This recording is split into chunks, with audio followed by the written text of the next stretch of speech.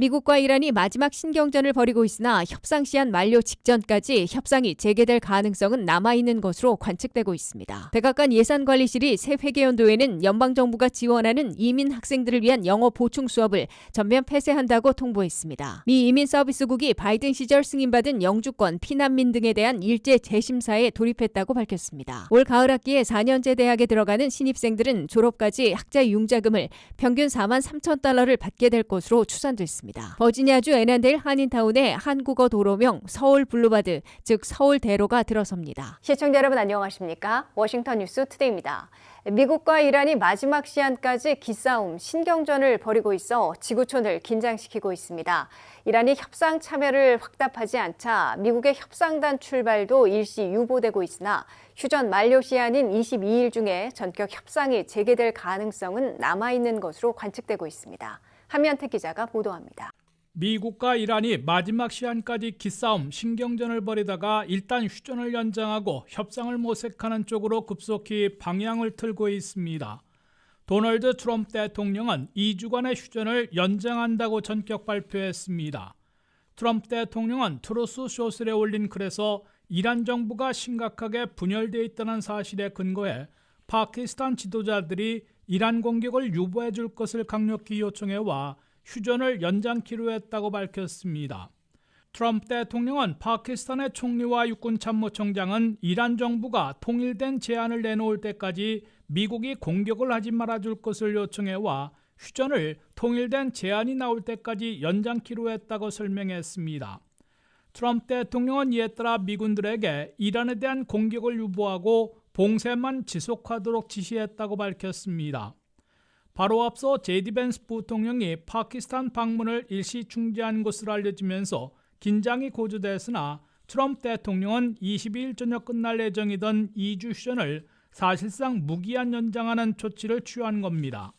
트럼프 대통령은 새로운 휴전이 언제 끝날지는 설정하지 않았으나 이란 정부가 통일된 제안을 내놓을 때까지 사실상 무기한 연장하고 협상을 모색할 것임을 내비쳤습니다. 이로써 미국과 이란은 2주 휴전을 무기한 연장시키고 마쿠에서 종전 협상을 더 벌인 다음에 의견 접근을 이룰 때 2라운드 협상을 벌여 협상을 타결지을 것으로 예상되고 있습니다.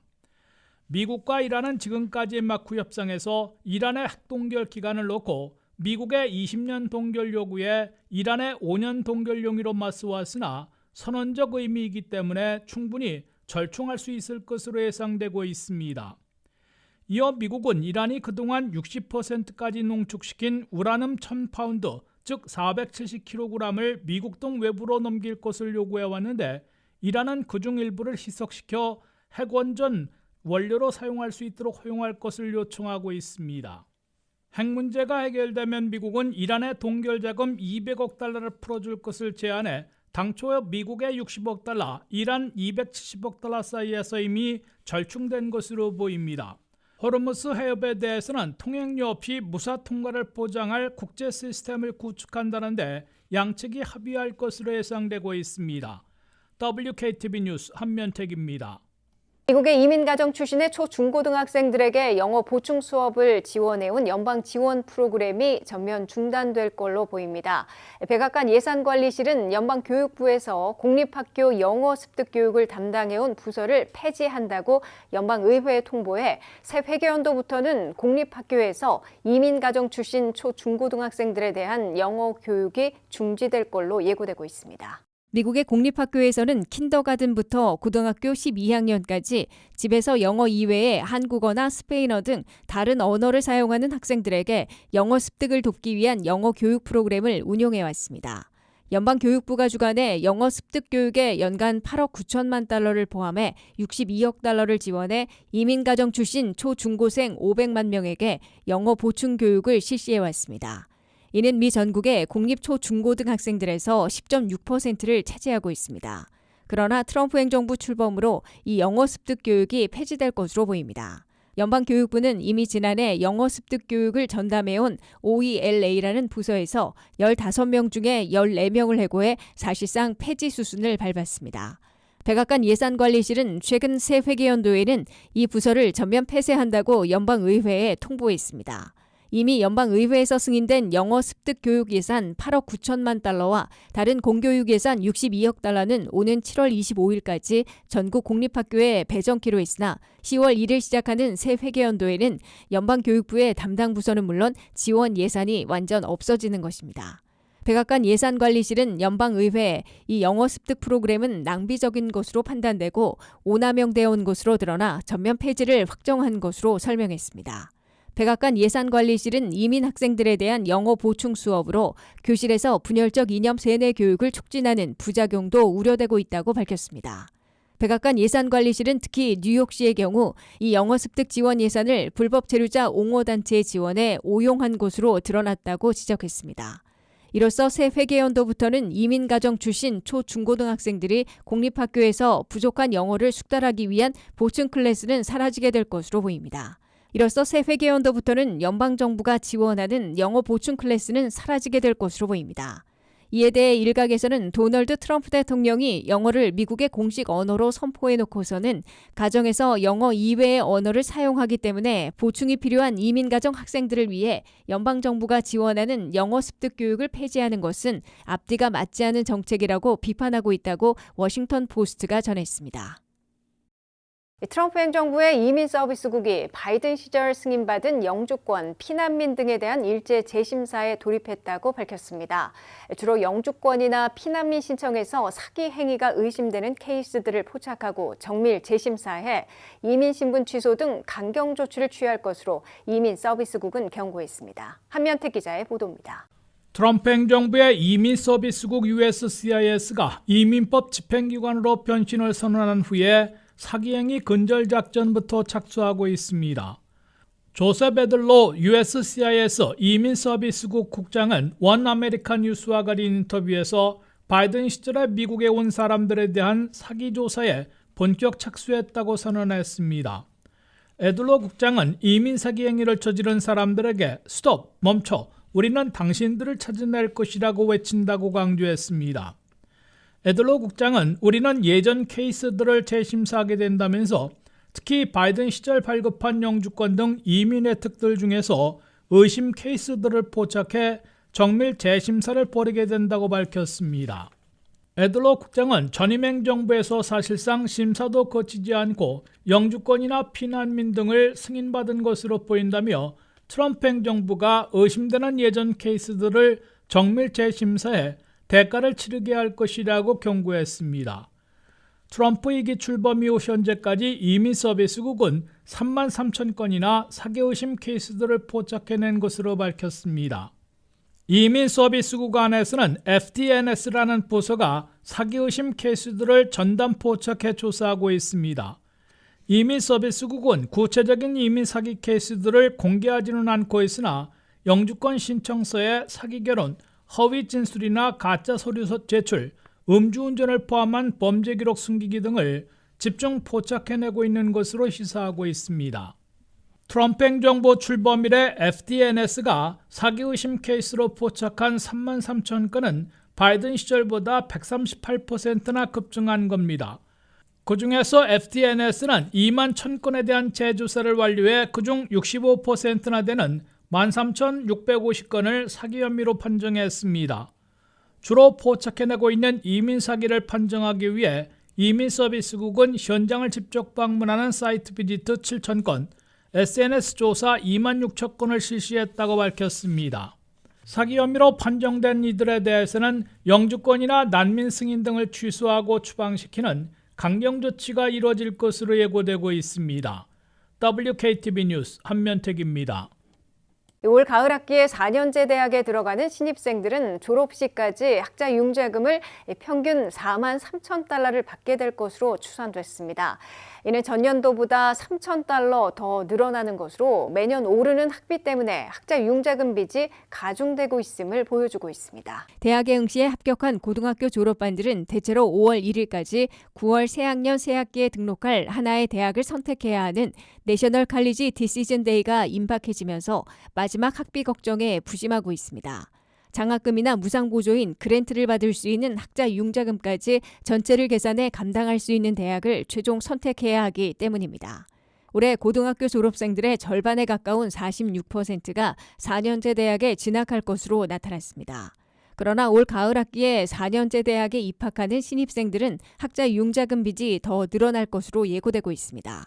올 가을 학기 새학년 새학기에 4년제 대학에 입학하는 신입생들은 4년 후 졸업까지 학자 융자금을 평균 4만 3천 달러나 받게 될 것으로 CNBC가 보도했습니다. 이는 전년도 4만 달러에서 3천 달러 더 늘어나는 것입니다. 대학 학비가 매년 상승하고 있는 반면 다른 혜택은 제자리하고 있어 학자 융자금 빚더미가 갈수록 무거워지고 있다고 CNBC가 해석했습니다. 미국의 대학 학비는 10년 동안 연평균 5.6% 올라 인플레이션과 가계 경비 인상률 5%보다 더 오른 것으로 나타났다고 JP모건 체이스 은행 연구소가 밝혔습니다. 미국 대학생들은 1년 학비와 경비에서 절반 정도를 부모 등 가정에서 부담하고 있습니다. 장학금이나 갚지 않아도 되는 그랜트로 25%를 충당하고 있고 나머지 25%를 졸업 후 갚아야 하는 학자 융자금으로 분담하고 있습니다. 중산층 이하 가정에서는 절반을 차지하고 있는 가계부담과 나머지 25%인 학자 융자금을 합해 75%에서 가계부담보다는 학자 융자금 비율이 훨씬 높을 것으로 보입니다. 현재 미국민 4,280만 명이 1조 6,960억 달러의 학자 융자금 빚을 지고 있습니다. 팬데믹이 종료되면서 연방정부의 상환 유예와 탕감 혜택이 전부 폐지되면서 학자 융자금을 제때 상환하지 못하고 연체하는 졸업자들이 급증하고 있습니다. 이미 상환 불능에 빠진 졸업자들이 500만 명을 넘어선 지 오래이고 올해 안에는 1,000만 명 시대를 맞게 될 거란 경고도 나오고 있습니다. 버지니아주 에난데일 한인타운에 한국어 도로명 서울 블루바드, 즉 서울대로가 들어섭니다. 약 10년에 걸친 추진 끝에 결실을 맺은 이번 프로젝트는 한인사회의 역사와 위상을 상징적으로 보여주는 사례로 평가됩니다. 현판 디자인과 설치 일정도 함께 발표됐습니다. 안혜린 기자가 취재했습니다. 버지니아주 에난데일 한인타운의 한국어 도로명 서울 블루버드, 서울대로 표지판이 오늘 공식 공개됐습니다. 약 10년에 걸친 지역 한인사회의 노력이 결실을 맺으며 상징적인 변화가 현실화됐습니다. 에난데일 한글 도로명 추진위원회는 오늘 기자회견을 열고 한글 도로명 현판의 디자인과 설치 계획을 발표했습니다. 이 지역에 저희가 한글 도로명을 붙이는 그런 프로젝트를 하고 있었어요. 스티브 회장이 2015년서부터 시작하신 일인데요. 이제 첫 번째 결실을 맞게 돼서 우리 워싱턴 한인 사회에 우리들의 위상을 보여주는 좋은 일인 이 명예 서울 블루바드, 서울 한글 도로명 설치에 대한 일정을 발표할 수 있어서 매우 자랑스럽습니다. 동포 사회의 뜻과 목소리를 정치인들에게 전달할 수도 있는 이런 자리를 함께 할 수 있어서 뜻깊다고 생각됩니다. 그만큼 길이라는 것은 사람과 사람, 마을과 마을, 나아가서 문명과 문명을 이어주는 하나의 매개체가 아니었나라고 생각을 합니다. 오늘 이제 우리 한인 사회의 중심이 되는 이 에넌데일의 서울로라는 어떤 새로운 한국식 이름을 같이 이렇게 가지게 된 것은 정말 뜻깊은 일이고. Your leadership is persevering cultural history, enriches our entire community and serves as a model for inclusivity. Please accept my warm congratulations on this historic milestone. 세계는 서울로, 서울은 세계로. 그런 얘기가 있잖아요. 호요리 나와가지고 세계는 서울로, 서울은 세계로 했는데 오늘은 세계는 서울로 갔지만 서울로가 여기가 서울로가 됐어요. 그래서 세계는 서울로, 서울로는 버지니아. 이 도로가 리버풀 턴파이 저희가 앉아 있는 이 도로가 법적으로 1806년도부터 이 그래블 로드였죠. 그때는 선정된 이 동부 지역에서 거의 제일 오래된 도로입니다. 이 리버풀 턴파이크라는 이걸 손댈 때 많은 반감이 있었어요. 그래서 여러분들이 도와주시고 한인들이 참가해 주시지 않았더라면은 간단하지만 힘들었을 거예요. 그러니까 정확한 숫자는 못 받았지만 100에 1000 몇백 숫자로 한인들이 참가를 해주셨어요. 표지판은 한국어와 영어를 병기한 형태로 제작되며 지역 정체성과 상징성을 동시에 담는 방향으로 설계됐습니다. 위원회는 관계기관과 협력해 순차적으로 설치를 진행할 예정이라고 밝혔습니다. 워싱턴 DC 인근에 위치한 에난데일은 수십 년 전부터 한인 상권이 형성되며 대표적인 한인타운으로 자리 잡았습니다. 현재 식당과 마켓, 병원 등 다양한 한인 사업체가 밀집해 있으며 지역 경제에서도 중요한 역할을 담당하고 있습니다. 이번 서울 블루버드 지정은 단순한 도로명 부여를 넘어 한인 사회의 역사와 기여를 공식적으로 인정받는 상징적 조치로 평가되고 있습니다. 해당 명칭은 존 마르 드라이브 구간에 적용되며 앞서 페어팩스 카운티의 승인 절차를 거쳐 확정됐습니다. 추진위원회는 이번 프로젝트가 한인 커뮤니티의 위상을 높이고 지역 사회 내 다문화 공존의 의미를 확장하는 계기가 될 것으로 기대하고 있습니다. 앞으로 표지판 설치가 완료되면 에난데일 한인타운의 상징적인 거리로 자리매김할 전망입니다. 서울 WKTV 뉴스 안혜린입니다. 이상으로 워싱턴 뉴스투데이를 마치겠습니다. 시청해주신 여러분 고맙습니다.